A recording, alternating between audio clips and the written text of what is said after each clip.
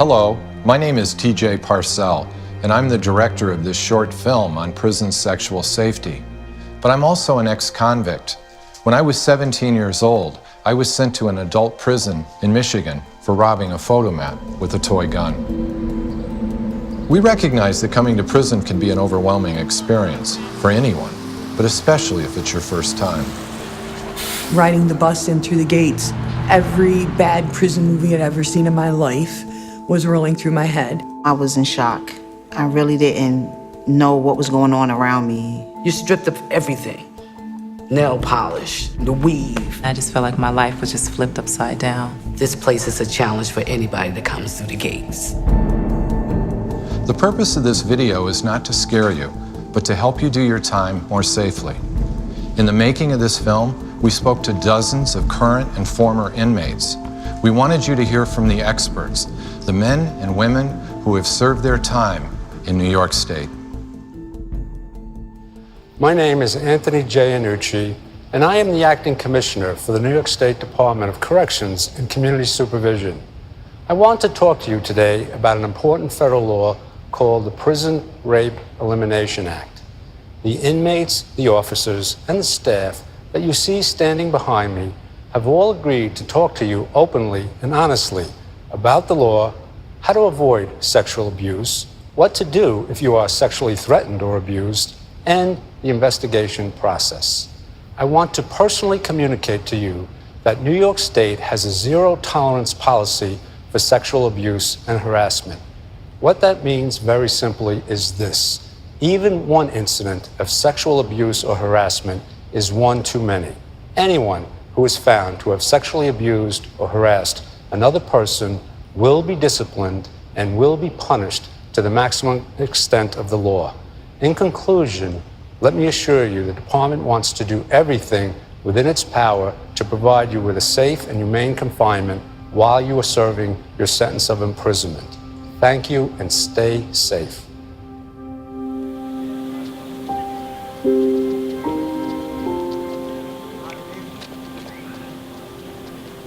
I was 18 years old when I first came to prison. When I came to prison, I was 19. I was 40 years old when I was first arrested. 29 years old. I was 31. 35. I was 19 years old when I got incarcerated and 2.5 months pregnant. Coming through these gates can be very scary. You feel lonely. I became introverted. I was numb. I didn't want to speak to people. I wanted to be by myself.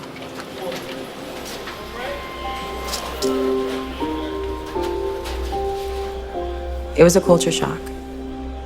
You know, when they sentenced me, I said I could never do this. I don't know, I have a baby at home, I can't do this. You're snatched from family. You know, you're snatched from support systems. You're snatched from friends that you've had for so many years. And you're in a situation where communication is very difficult. For about the first 6 months I was here, I cried every day. You feel guilty for leaving your family, you know? You feel guilty for whatever decisions that you have made that have brought you to this place. The shock of being in prison was almost more than I thought I could take. So what were some of the specific fears that you had about coming to prison? Rape, getting jumped, taken advantage of, without making it out alive. I expected prison to be this chaotic place, this place where people wanted to fight you all the time. Before you come to prison, you get captions of what you've seen on TV of how prison is, you know, big, aggressive-looking women that are gonna beat you up. You couldn't tell me I wasn't gonna be raped in the shower or stabbed in the yard. I didn't trust anybody. I felt they were all out to get me. If everybody is honest, they'll admit that they're afraid. It's the people that scream the loudest that they're not are usually the ones that are the most fearful. I was very scared of when I got to the prison because of all the things I saw on TV or if I heard, to the point where I actually didn't shower for a week. But after a week or so, someone came to me and was like, listen, it's not that bad in here. There isn't forced rape here. It's more of a control thing, a manipulation. You're vulnerable. You're emotional. You're traumatized. and predators know when you're traumatized, emotional, you're isolated, they know. If you appear to be weak and they feel like they can take advantage of you, that's basically where things go wrong. It's very easy when you get here and you have nothing to fall into the trap of taking something from somebody. You don't get a package for 30 days. So someone will come up, oh, well, you need soap. Oh, you need a t-shirt? Here, I'll give you that too. People try to be your friend or try to give you things, and then next thing you know, they're taking advantage of you. If you don't have it, learn to do without, because there are people here that will offer you things with their own hidden agenda. When I came here, I saw that there was a lot more subtlety about things. That it's not that it wasn't happening, it's just being done differently. Everything comes with a price tag. There's nothing in prison that's free. Sexual abuse in this facility has been going on quietly for years throughout the time I've been here. People look to see if you're needy, you're vulnerable, if it looks like you looking for help, you're looking for companionship, you're looking for friendship. And you do have people who may actually care. But at the stage of you coming in here and you're new here, you don't know that. You might not even realize you're being forced because it's just a gradual thing that's taking place. And if you're naive or you're not street savvy or you haven't been around, you've been sheltered, you may not pick up on it at all. I believe that my appearance automatically makes a predator feel that I'm fair game because I like women, so they don't have to try as hard. When I first got here, I was kind of young. I got caught up in a situation where one of the people that I was introduced to, which was an old-timer, ended up becoming my girlfriend, which was not a good experience for me. I felt pressured. What I was looking for was actually a friend and somebody to show me the ropes. But because I was coming out of the shock and I was in a vulnerable stage, I fell victim to that. There are a lot of feminine aggressors in here, people that look like me, that are going to take advantage of whoever they can. Back then, I would have said that I wasn't tricked. But now that I've been here for a while and I've seen how certain individuals can be, now I can actually say that I was tricked. So as a new inmate coming in, what specific things should they be looking for to avoid? Anyone that's overly friendly and someone that's willing to just give you things, you have to just see what the motives are. My best advice is to kind of just stay to yourself. Just kind of just check people out and see what they're about. You want to make sure that when you're somewhere, you know who's around you and what's going on around you. You have to observe. That's the only thing I can say. You're not going to automatically know. And sometimes it takes time. Sometimes you don't know who's the movers and the shakers, who's this. You have to sit back to know that and listen. Figure people out before you become their friend. If a 40-something-year-old woman is paying a lot of attention to a 17, 18, 19-year-old child, that's something that needs to be questioned. Don't feel like you need to be in the in-crowd for protection. You can protect yourself. Staff will protect you. And if you see certain individuals that are trying to warm up to you, watch how they treat other people. Because 9 times out of 10, what they do to others, they will do to you. If you feel something in the pit of your stomach or that little voice in the back of your head is saying this doesn't feel right, it probably isn't right. And you need to remove yourself from that situation. Depend on yourself, count on yourself, don't trust anyone, and don't take free handouts. It's okay to be afraid. It's okay to be confused. It's okay to be overwhelmed. You have time to get to know your surroundings. You don't have to rush into anything. You might feel like you got to be doing this, because when you first come in, they are speeding you up pretty fast. You have to take exams, you have to go to medical, you have to do, and it's like, that's just the procedures that you have to do. But for yourself, you have nothing but time to sit back and observe. You have to set boundaries. People come and say, I want to talk to you, and they just want to come in the shower. Oh, can I come in with you? Absolutely not. I don't even want you to talk to me outside of the curtain. If whatever you have to say to me could wait until I finish. You don't have to eat from my plate. All these different things that to some people is normal, and to some people they just want to test you to see how far they can get. anyone that's automatically coming up to you, oh, I could do this for you, I could do that, don't buy it. They want to cook for you. They want to help you at commissary, or they want to tell you how pretty you are when they know that you have low self-esteem. There are some good people, and then there are some people that will play on your weakness. And there are relationships worth developing in here, people that are going to help you on your path. You just have to find them.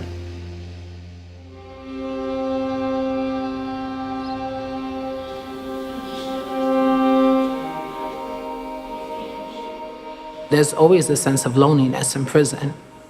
A lot of women that come in here, especially young teenagers, they're missing either a parent, a mother, or a father, or a sister, or brother. You might have someone here who's been here for a while, or, wiser. They'll be like a jail mother.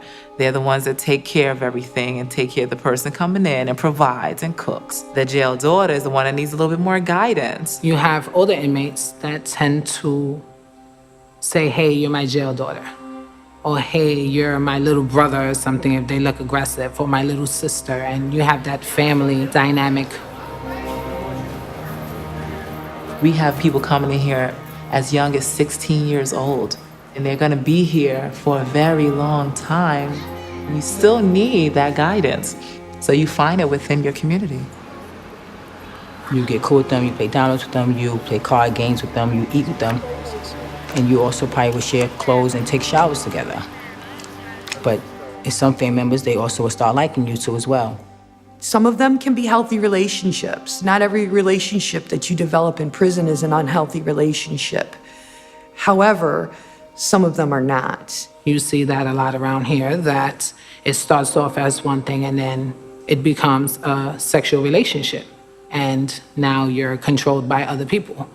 I'm entitled to what you have because now we're family. If you're not strong-minded enough, you will make yourself think and feel like you're obligated to return favors to them because they looked out for you for so long. And anyone that tries to make you feel obligated, you should distance yourself from them completely. These are the unhealthy relationships we see in prison. It's rare you find a healthy relationship in a woman's jail.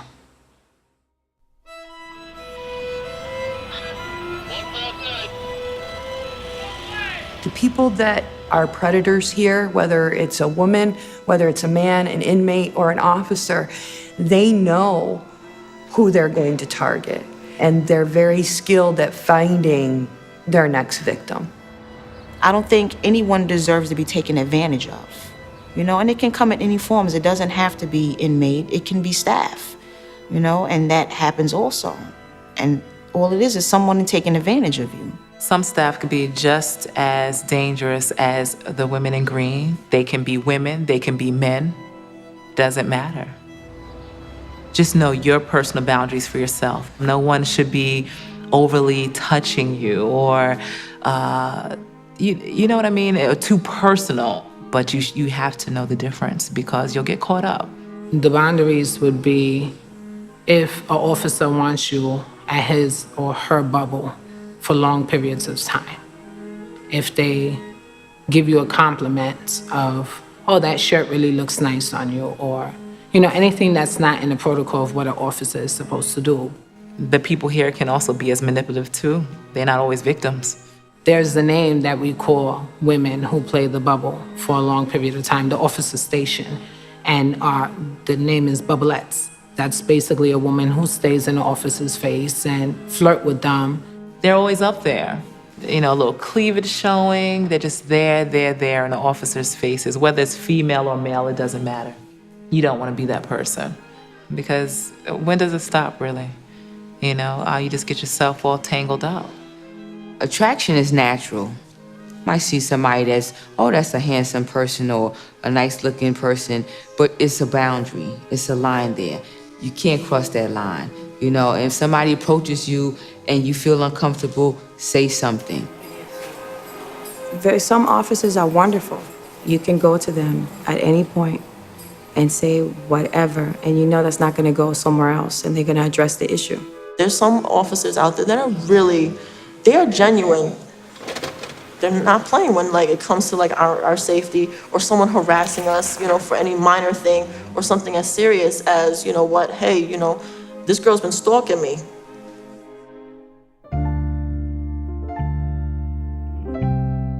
Anybody coming into prison that feels like they're being pressured sexually by anyone, inmate, staff, doesn't matter. Tell someone. Don't be afraid to go to a civilian or an officer. At the end of the day, it's your safety that's important. Tell a civilian, tell an officer, write the superintendent, tell a captain, tell someone, because someone is gonna listen to you. If you don't report it, it's gonna continue. If you are in a situation that you know you can't handle, tell somebody. You can ask your counselor for help, your ORC. They're gonna be your first contact. If I would have known back then what I know now, I would have went to my OMH counselor and said something, because that situation, like, it kind of affected the type of person that I am now. I'm more paranoid of people. If an individual has been threatened or abused, they should tell. It's not snitching. When it comes to your personal safety, it's not snitching. This whole snitching thing is put into place by these individuals that don't want their dirty secrets thrown out there. Snitching is a mechanism used by the individual who's abusing you to keep you silent.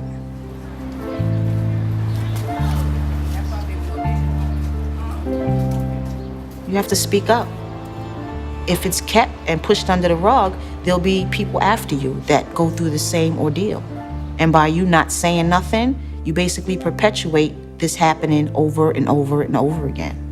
And you should never feel guilty about having your choices taken from you.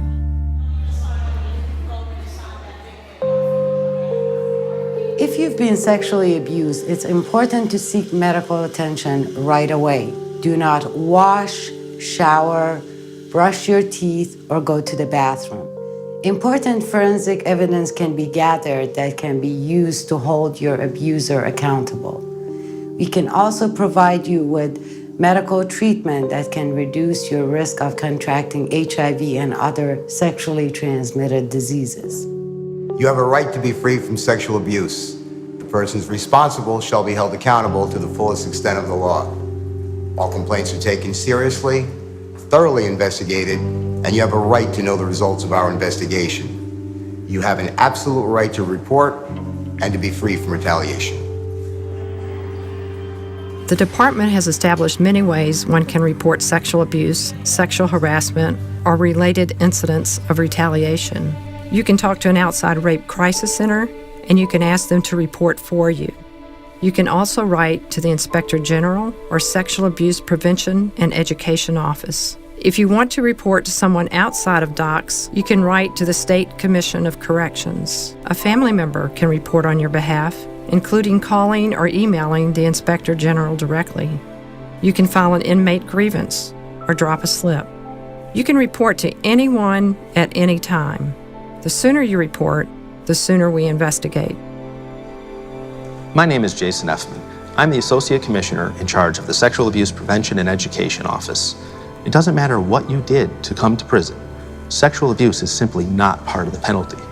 Whether we're talking about abuse by other inmates or by staff, even one incident of sexual abuse is too many. I hope you found this information useful. I want to reconfirm the department's commitment to your sexual safety. By working together, we can end sexual victimization in our facilities. Together, we can make our community safer for everyone. Thank you, and be safe.